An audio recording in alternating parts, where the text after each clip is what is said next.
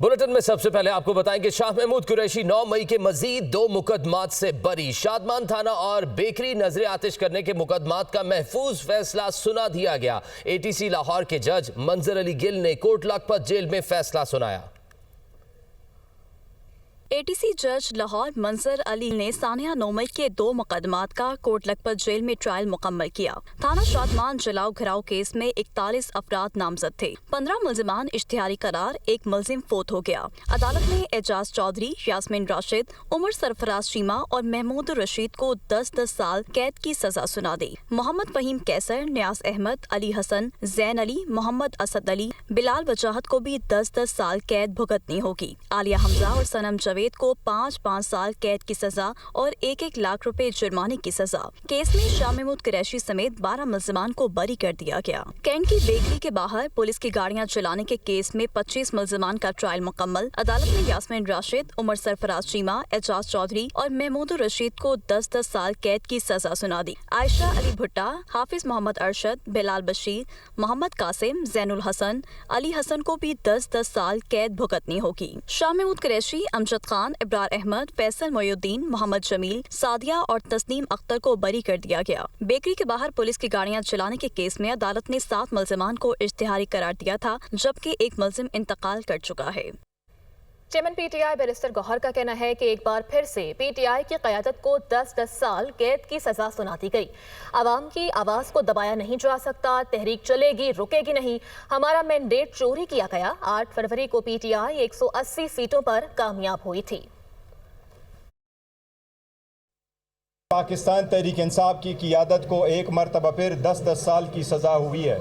आज पाकिस्तान तहरीक इंसाफ जो 8 फरवरी को 180 सीटों के साथ जीती थी, जिसने 3 करोड़ वोट लिया था, फिर ईवान में इब्तिदा में 91 वोटों के साथ नुमाइंदगान के साथ बैठी। आज हम ईवान में 76 नुमाइंदगान के साथ बैठे हैं। न सिर्फ ये कि पहले दिन से मैंडेट चोरी हुआ, बट जो मिला हुआ मैंडेट था वो आज तक तस्लीम नहीं हुआ। शर्म होनी चाहिए कि तुम इस तरह बिहेवियर रखते हो, कि तुम्हें पता है कि तुम मुस्तरदशुदा हो। हम अब भी कहते हैं मुल्क को आईन और कानून के मुताबिक चलाओ, मुल्क को रूल्स के मुताबिक चलाओ, अवाम के मैंडेट को तस्लीम करो और एक कौमी एजेंडे पे, जो कि इस मुल्क की इस वक्त जो हाइब्रिड सिस्टम है, ये सिस्टम चलने वाला नहीं है। कौमी असम्बली इजलास, पॉइंट ऑफ ऑर्डर पर बात की इजाजत न मिलने पर पीटीआई का शदीद एहतजाज। अपोजिशन अरकान की हंगामा आराई और नारेबाजी। अपोजिशन अरकान ने स्पीकर डाइस के सामने जमा होकर एजेंडे की कॉपियां फाड़ दी। अपोजिशन रुकन इकबाल आफरीदी ने कोरम की निशानदही कर दी। गिनती कराने पर असम्बली का कोरम पूरा निकला। 200 यूनिट से 1 यूनिट बढ़ता है तो बिजली का बिल कहीं ज़्यादा हो जाता है। रुकने कौमी असम्बली नईमा किश्वर का 200 यूनिट से मुतल्लिक सवाल। 300 यूनिट तक लाइफ लाइन सारिफीन के हद बढ़ाने से 275 अरब की सब्सिडी देना पड़ेगी। मुल्की मुआशी हालात ऐसे नहीं बिजली सारिफीन को 275 अरब की सब्सिडी दे सकें। हुकूमत 1 करोड़ 80 लाख बिजली सारिफीन को सब्सिडी दे रही है। वजीर तवानाई अवैस लगारी का वक्फा सवालात में जवाब। शाजिया सोबिया ने ओवर बिलिंग का मामला ऐवान में उठा दिया। खबरों का सिलसिला आगे बढ़ाएं और आपको बताएं कि मरी में नून लीग के बड़ों की अहम बैठक। सदर नून लीग नवाज शरीफ की ज़ेर सदारत अजलास हुआ। वज़ीर आज़म शहबाज शरीफ, नायब वज़ीर आज़म इसहाक डार, वज़ीर आला पंजाब मरियम नवाज की शिरकत। ज़िमनी इंतखाबात और टिकटों की तकसीम से मुताल्लिक तफसीली गुफ्तगू। मुल्क की सियासी सूरत हाल, हुकूमती मामलात और पार्टी उमूर पर मुशावरत की गई। करप्शन के खात्मे के लिए उठाए गए हालिया इक़दामात के नताइज पर बातचीत। वज़ीर दिफा ख्वाजा आसिफ और MPA नईम एजाज के मामले पर भी गुफ्तगू की गई। अपोजिशन पार्टीज की एहतजाजी हिकमत अमली से निमटने पर भी तबादले ख्याल। मुजव्वज़ा कानून साजी और इदारा जाती हम आहंगी पर भी मुशावरत की गई। चेयरमैन पीपल्स पार्टी बिलावल भुट्टो कहते हैं कि भारत के साथ जंग हमने शुरू नहीं की मगर मुकम्मल हमने की। जंग में भारत को इबरतनाक शिकस्त दी। सोशल मीडिया पर हमारे नौजवान सच दुनिया के सामने लाए। भारत ने आबी जारहियत के जरिए दरियाए सिंध पर सबसे बड़ा हमला किया। ये फ़ख्र की बात है कि पाकिस्तान ने ये जंग शुरू नहीं किया था, लेकिन मुकम्मल आपने किया। दुश्मनों को जवाब दिया, वो तो तारीख़ी है, मगर पाकिस्तान का हर शहरी ने पाकिस्तान के नौजवान बच्चे जो सोशल मीडिया पे अपने मुल्क का पैगाम, अपना सच दुनिया के सामने पेश किए थे, जो इन्होंने फैसला ऐलान किया है, ये इस खित्ते की तारीख़ में इस दरिया पे, हमारा सिंधु पे सबसे बड़ा हमला है। जो हमारे हज़ारों साल तारीख़ है इंडस वैली सिविलाइजेशन का, वो इसी दरिया का से जुड़ा हुआ है। किसी ने ये सोचा भी नहीं कि सिंधु पे इस तरीके से हमला करना के ऐलान करे, डैम बनाने के ऐलान करे।